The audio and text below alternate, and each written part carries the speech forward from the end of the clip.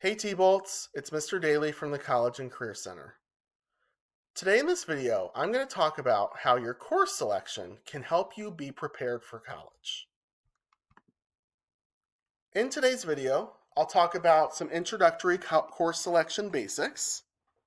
I'll go over some common college academic requirements and how those might compare to your high school graduation requirements. I'll discuss some course selection strategies.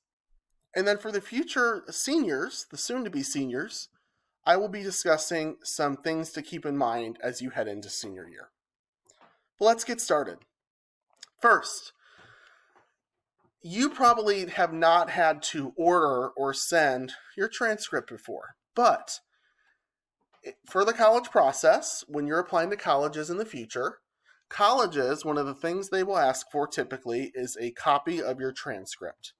And if you're unfamiliar, your transcript is a document here at the school that includes the courses you've taken and the grades you've earned in those courses. The transcript also includes your GPA or grade point average. Now here at Andrew, we have two GPAs. We have the unweighted, where it's on a 4.0 scale. Everyone is assessed equally, so everyone is on the same ground, okay? We also, though, have the weighted GPA. Now, the weighted takes into account of difficulty, of course. So, for example, if you took an honors level math course, but your friend took an academic level math course, if you all did the same grade-wise, you will actually receive more GPA points because you took the tougher of the two classes. So GPA, the weighted, they give credit to those who have taken the tougher courses. Colleges tend to look at both from time to time. You would obviously always want to include the highest one, which is typically the weighted, but they will kind of look at both. And I think there's three things to look at with course selection just overall. One is your performance. Are you performing well at your level? Does there need to be a change made? Have you talked to your counselor or your teacher about that? Your teacher has a big role in that, as well as your counselor. But we always want to make sure that we are in the classes that we are skilled to do. But with that being said, we also want to make sure that we are challenging ourselves. So if there are areas to take some more difficult classes, and if we do, and if others believe we are suited to do that, it is good to challenge yourself. And I know that sometimes sounds scary, but A, colleges like that, and B, it better prepares you for the college course load that you will take at the next level. And lastly, I will say this probably a couple times in this video, but high schools offer so many courses these days that you can do even so much career exploration by simply just the classes you take. We offer so many courses in different subject areas, so feel free to use that as a resource too, just to explore different subjects or careers that you might be interested in.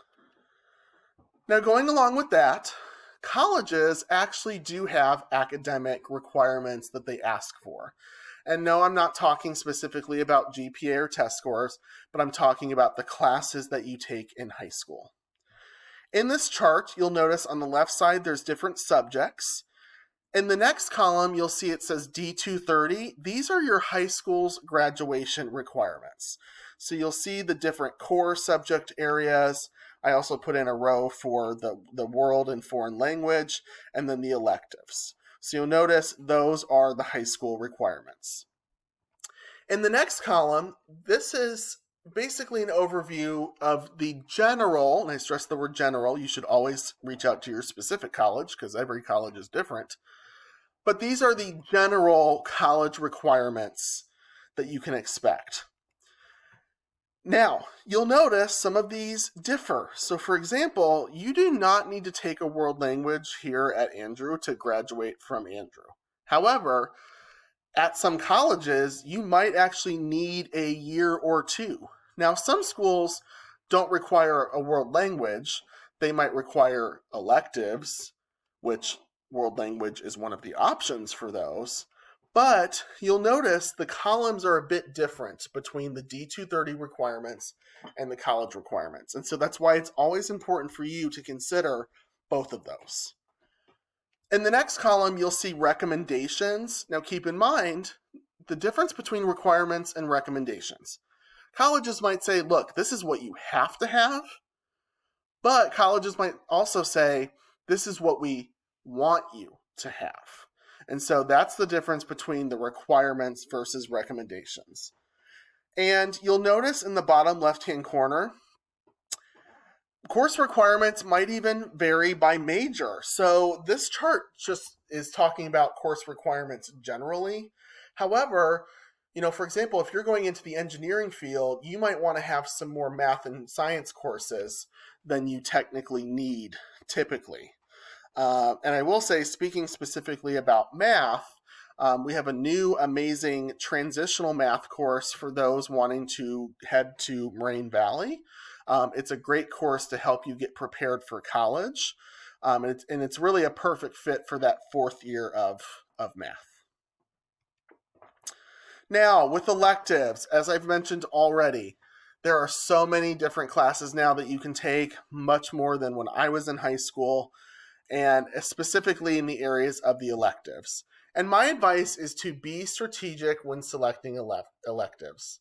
So choose thoughtfully. Don't just make random selections. I know sometimes students, in my experiences, haven't put a lot of thought into the electives area, but please make sure that you are choosing thoughtfully and what could value you for each of those courses. Also, be open to a variety. Colleges do like well-rounded individuals, so don't think that you have to only pursue electives in one career or subject area. You can take electives in a lot of different subjects. That looks just as good to a college. Electives can also help you prepare or get ahead for college. My one example for this is world language. So again, world language might not be required. However, if you go above and beyond and go into that 3rd or 4th year, there are many benefits. So for example, my best friend, when she went to college, she took all Spanish. She even took it in 8th grade.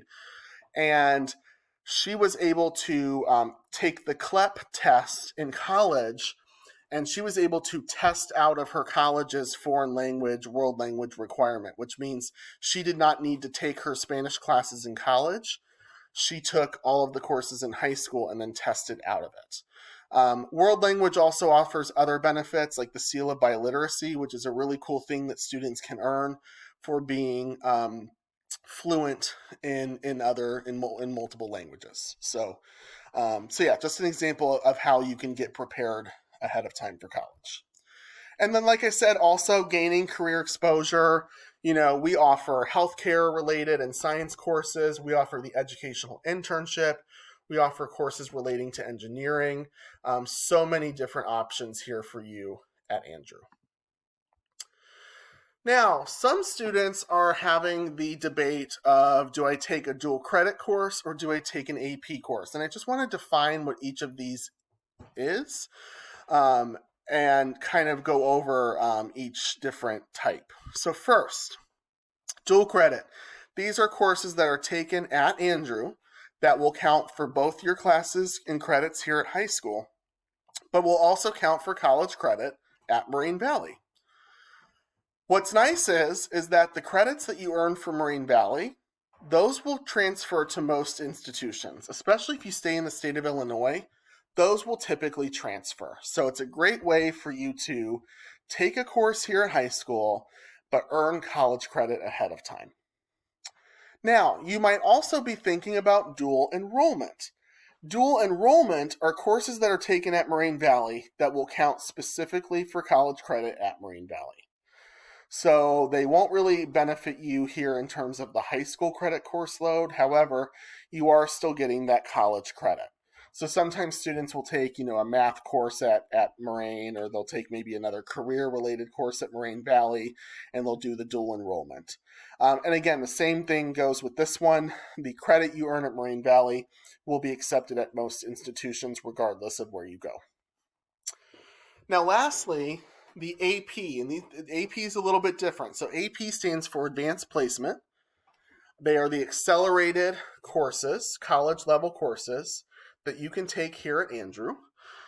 They are in partnership with the College Board. So College Board, they're the individuals that do the SAT and the PSAT. So you can take these courses and you can actually earn college credit based on taking the test for that course. So each AP class has an AP test, and depending on your score, you can earn college credit. Now, when you take the test, you might be able to either earn college credit or course credit. And I want to make sure I describe what each of those are, because there is a difference.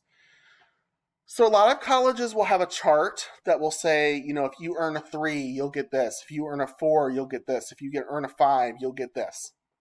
And sometimes the chart will say, if you earn a 3, we will give you 3 hours of college credit. It's not specific college credit. It's just this phantom college credit, right? However, they say if you do more than a 3, if you do better than that, if you get a 4 or a 5, we will give you a specific class credit. So if you, and I'm just off the top of my head, sometimes colleges might say, if you took AP Psych and got a 4 or a 5 on the test, we're not just going to give you 3 hours of college credit. We're going to give you credit for Psych 101, which means when you get to college, you won't need to take that course. So again, it's a way for you to get ahead. So AP does have a lot of benefits. Again, you do have to take the test to earn the college credit. That is a part of that puzzle. Course changes. If you are thinking of making changes in your courses, there are a few things for you to be aware of. 1, be aware of the consequences. So do you have to retake the course? Is it a high school graduation requirement? Do you have it in your timeline to even retake the course? Are we thinking maybe we need to do summer school now? Obviously, as you get older, you have less time here at Andrew to make things up. So you need to be aware of that. Also, is it impacting your college requirements? So sometimes the classes that you might drop or change, that might not impact your high school credit-wise, but it might impact what colleges you can apply for. So again, you do have to think about both of those worlds. Dropping a course should always be a last result, in my opinion. I would hope by the time you're thinking of dropping the course, you would have done the following. 1, ask for help. You should always ask for help and ask questions. Advocating for yourself is a life skill, and you're going to use it in so many different ways. So start honing in and strengthening those skills of asking for help now. Also, your teachers put a lot of time into making themselves available for different academic enrichments. So again, if you're struggling in a course, I would hope that you would be attending their T-Bolt times and getting that assistance. Also, I know sometimes we think we're the experts on our own lives. We know what's best for us, but it's also good to consult with those around you. So before you think about dropping or withdrawing from a course, it's important to talk to your parents or even your counselor and getting their advice too, because they'll be able to offer some really good insight too. Sometimes students, if they're not dropping to take a different course, they might be dropping to go into a study hall. Please keep in mind, study halls have no value to colleges. So if you're dropping a bunch of courses and going into study halls, you just dropped a lot in terms of the value of your schedule and the strength of your schedule. And for seniors specifically, if you're going to drop a course, you need to be communicating that with colleges. A lot of times colleges will ask for your senior year schedule. So if that has changed, they need to be the first people to know so they can make sure it doesn't impact your admissions. And moving along for seniors, 3 things to think about. First, plan ahead. Try to fit in as all those classes. I know senior year, there's not, you have so many classes you want to take. Try to fit in the ones that you want, the priority ones. Also, make it manageable. Please keep in mind, senior year is not just another school year. Senior year, you're going to be taking all of your classes and while going through the college application process, which is kind of like another class in itself. So make things manageable. Make sure that you're not overwhelming yourself. We at the end of the day, we want you to succeed. Performance does matter, so don't think that just because colleges are asking for previous grades that they're not looking at your current grades. A lot of colleges will look at the senior year grades. They do want to see that you're challenging yourself, things like that. And then also use senior year as an opportunity to hopefully finalize what major you might want to go into. You can definitely go into college undecided. However, if you can make that decision in high school, it is preferred. Second semester in the College Career Center, we have so much going on. So for freshmen and sophomores listening, I'll be doing the Knowledge is Power every Tuesday during T-Bolt time. That's a great way for you to learn how you can prepare for college early. We'll also be doing college panels every Wednesday before school at 8:30 on Zoom. That's a great way for you to ask questions to colleges.